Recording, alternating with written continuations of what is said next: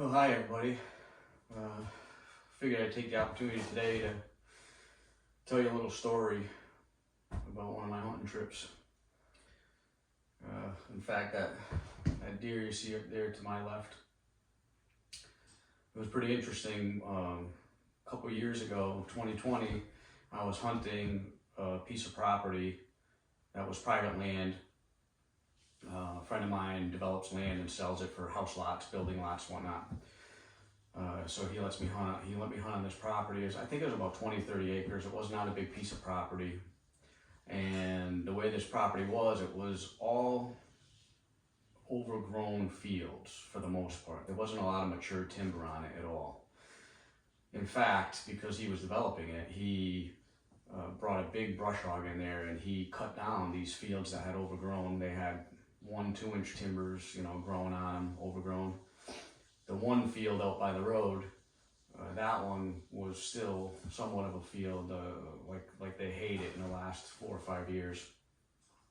So anyways, when I looked at the property and checked it all out, there was really just in one corner of the property, one place where I could set up. And it was a smaller tree. It was right on the edge of the field. It's probably 200 yards from the road. And I would pull in and park right on the road. And I'll put a map up here so you can see it. It's kind of the lay of the land.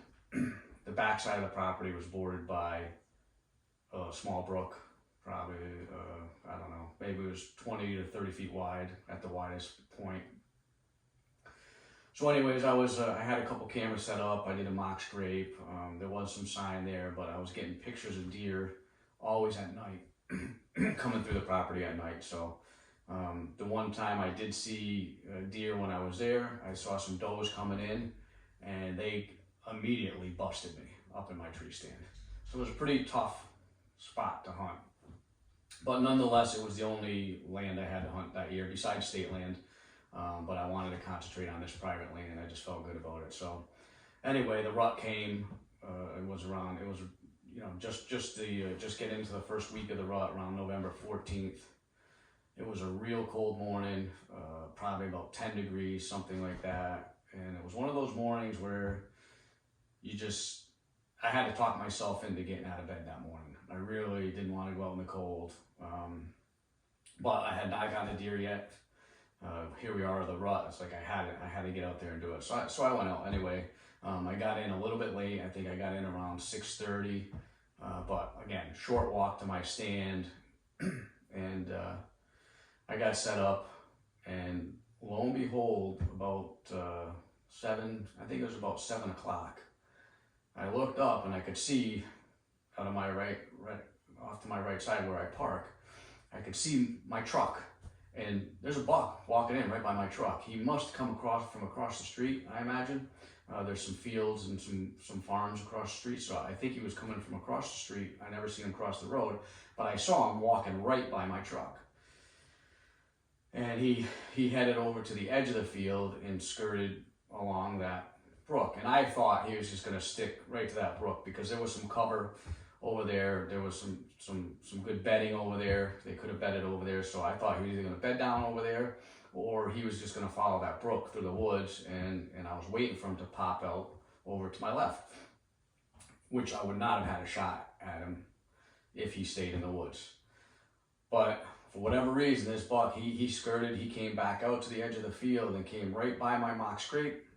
Didn't check it, but then he walked right by me at about 15 yards. And I drew back and I let the arrow fly. It was a complete pass through. The deer jumped and ran like straight away from me, crossed the brook. I think it was about 100 yards, maybe a little less, to where that brook was, and he went on the other side and he stopped. And those of you that hunt and bow hunting, and when that deer stops, I'm just sitting there in my tree stand. I'm like, go down, go down, go down. I'm talking myself through it, and this buck just stood there what seemed like forever, but it was probably about 15 seconds, right? And then he just started to walk. He didn't stumble, he didn't waver. He just started to walk real slow down the other side of that brook, and then I lost sight of him. So at that time, this is where you start to replay the shot in your mind. And you know what I'm talking about if it's ever happened to you. You start to replay the shot in your mind and you're going, you know, I'm starting to think about it. I'm like, oh man, maybe I hit him a little bit far back.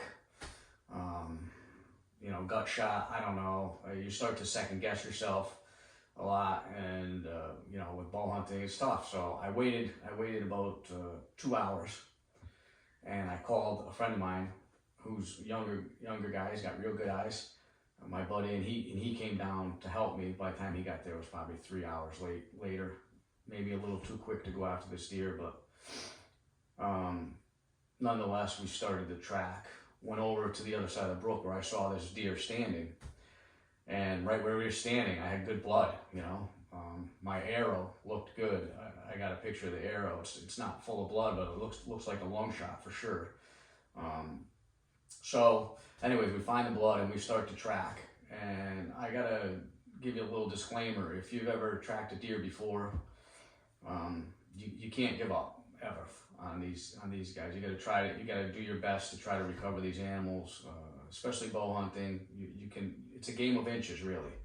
And when we practice with our bows, you know, I practice all summer long, you know, all year long, really. Whenever I get a chance, I'll let arrows fly out. I have a little range right behind my house, so I can stay tuned up on it. But it's really inches. And this buck, you know, the excitement, buck fever when they're walking by. I don't care how many years you've been hunting, when it happens fast, you don't have real time to calm down, and sometimes you forget to do things. And one of the things that I did not do with this buck that I wish I had done was stop him. I should have given him the old meh, you know, and made him stop for that second, but I didn't. And I think that one extra step that buck took might have put my arrow, you know, at the time I'm thinking I put it back and I gut shot the deer, but arrow didn't show that. The blood on the arrow didn't show a gut shot. The blood on the ground looked good, and we started tracking. There wasn't a lot of blood, but there were drops.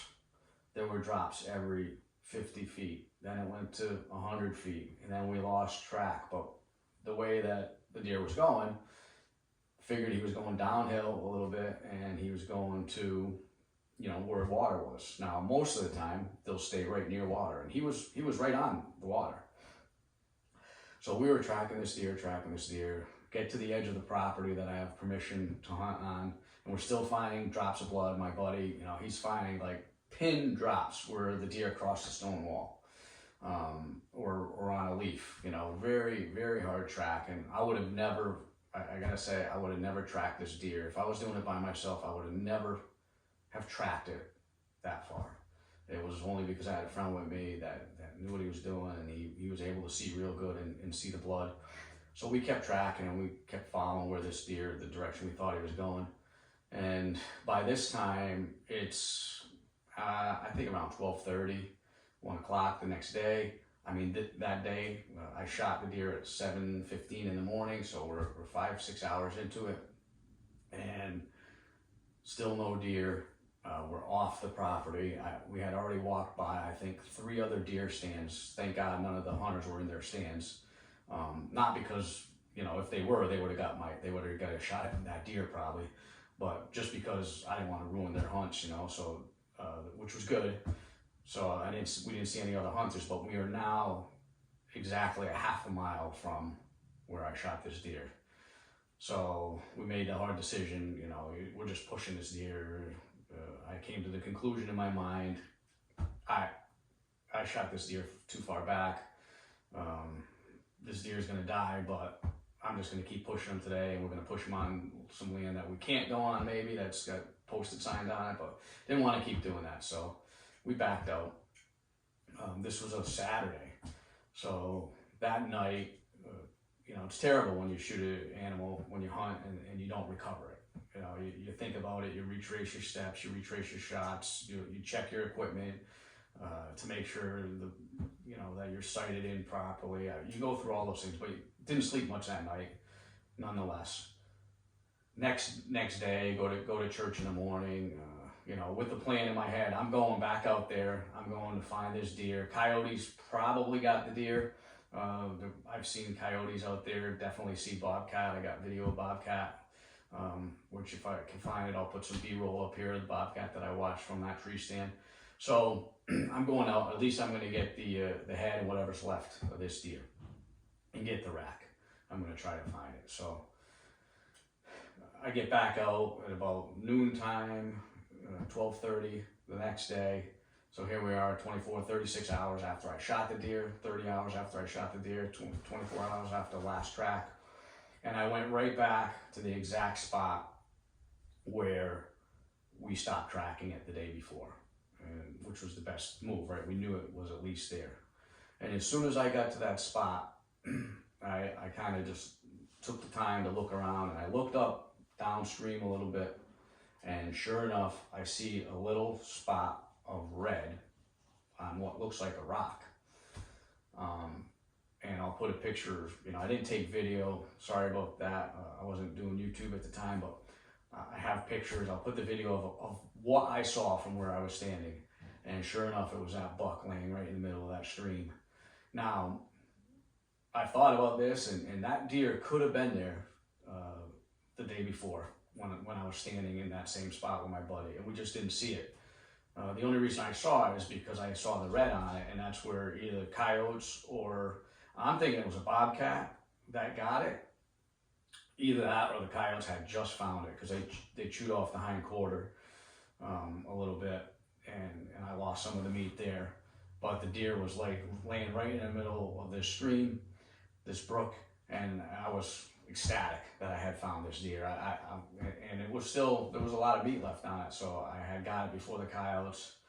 So that was great. I had actually found the deer. So I get up to the deer, and he's laying right in the middle of the water, and I check my shot, and I didn't get a real good photo of it, but you can see I was a little bit back, but it wasn't really that far back, and the deer was quartering away from me. So I have, these animals they amaze me every year when I see a deer taken, and when I take deer, how tough these animals are. I mean, they survive. And this deer, I mean, he went, it was exactly a half mile by the brook. If you walk by the brook, straight line, it was probably a little less, right? But he went, followed that brook all the way down to where he was, and the coyotes or bobcat was probably trying to get him. Either it must have been that night or that morning right before I got there, and that's where he expired, right in the middle. He stayed right in the middle of that brook. So I got the deer, I field dressed him out, and then I started to, it was a nice 8-point buck. Probably, I didn't have a scale at the time. I'm gonna say it was 150, 160 pounds dress, average deer, nothing huge. You can see it here. He's a nice rack on him. His neck was pretty big because it was the rut, so he was an average deer, and he was one of 2 deer. I think the brother. I have pictures on my game camera of 2 deer. They look almost exactly the same. So I got this one, and I started to drag that deer out. I'm by myself, a half mile away from my stand, right, and it's an uphill pull all the way. So I started to pull the deer out. I did not have a sled with me at the time, and I'll tell you what, I bought a sled. I had a sled the next week, because that deer, I was not going to drag it by myself. I had called my buddy. He was out with his wife in Rhode Island somewhere, so he couldn't come help me. At the time, I was part of some Facebook groups, and I checked down there to see if there was any guys local, and there just wasn't anybody available to come help me. So I had to make a decision how I was going to get this deer out of there. I wasn't going to leave it again. And let the coyotes there or the bobcat come back and get the rest of that deer. So I made the decision, I'm gonna pull this thing down the river. So I got into the water. This water was anywhere from knee high to crotch high, all the way back. And I walked it all the way down the river, floated it all the way down the river, back to my land, to the land my stand, where my stand was, close to my stand. And from there, on the way back, I had called the landowner, and he happened to be coming out to the land, so he was able to meet me at the edge of the brook, and he helped me pull it from the brook up to my truck. But what an adventure this buck was to get. to harvest. I'm glad I didn't give up on them. It shows you the importance of having friends, people that can help you out, and using your Yankee ingenuity. You know, I couldn't have dragged that deer back by myself. I probably would have had a heart attack in the woods. It was just too much for me to get him out of there. But the river was there. It was warmer the next day. You know, that day it was warmer. The morning I shot the deer was real cold, but it was probably about 30 degrees. So it wasn't too bad, you know, for me to pull that deer down the river.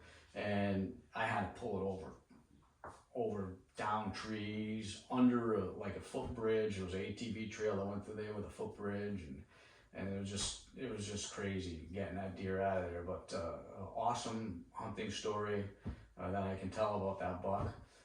Immediately I was just exhausted when I got in the truck, so I had contacted a guy that does processing. I never used him before, didn't know him, and I brought him the deer to process it, and he did it. And you know, I didn't get the type of meat back that I thought I should have got. That's neither here nor there, but that pushed me to start processing my own meat. So now I process my own deer. I take them right from field to table.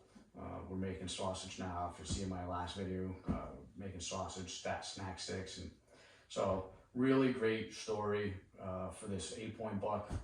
I just love listening to hunting stories when I was younger with my grandfather. So I said I got to share this story with my followers here on YouTube. But if you've never tracked a deer before, don't give up. You know, the key is, you know, you gotta have some good eyes. And if you got a friend, that's good. You know, if you got some buddies that can help you track it, that's good. You know, there's other ways to do it now. You can use dogs, obviously. They even use drones with thermal imaging to track deer now. So that can get a little expensive, but it was real fun getting this deer, getting it harvested, and getting it out. And now, you know, I have them on my wall. I have a story to tell about it, and actually the mount is done off to an angle where you can see on the side there where it's off the wall. And that reason being is because it got so torn up as I was pulling this thing down the river. My taxidermist had to do a little trick with the mount there, but I'm real happy with it. I even told him when I brought it into him, I said, listen, it doesn't matter to me if it's messed up a little bit, because that's part of the story, right? Getting that deer out of there down the river. I hope I never have to do it again, but it was fun. So anyway, I wanted to share that story with you, and I'll see you next time. Please like, subscribe, comment on the video.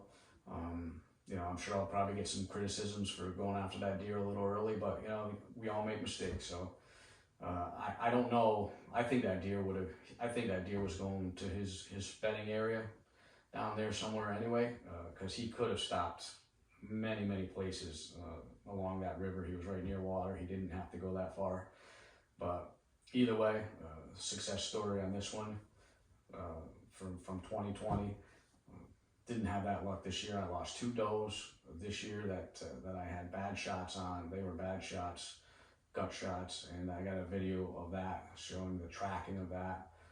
And those were unrecoverable deer, unfortunately. But you gotta keep at it. So make sure your equipment's in good shape. Make sure your bows are tuned up. Make sure you practice with your bows if you're bow hunting, or your crossbow, or your rifle, whatever you're hunting with. Make sure that you're as efficient as you can be, and try to remember, stop the deer when you have to stop the deer. Don't make the same mistake I did, because that one extra step, that might have been the difference between me hitting 1 lung or 2 lungs in that deer. And I think that's what happened with that deer, is that I only caught 1 lung. Just the way it was, the way it was walking, even though it was quartered away a little bit. Somehow I only caught 1 lung with that deer, so it allowed him to go a little bit further than normal. But anyway, good to see you. Like, comment, subscribe. I'll catch you next time.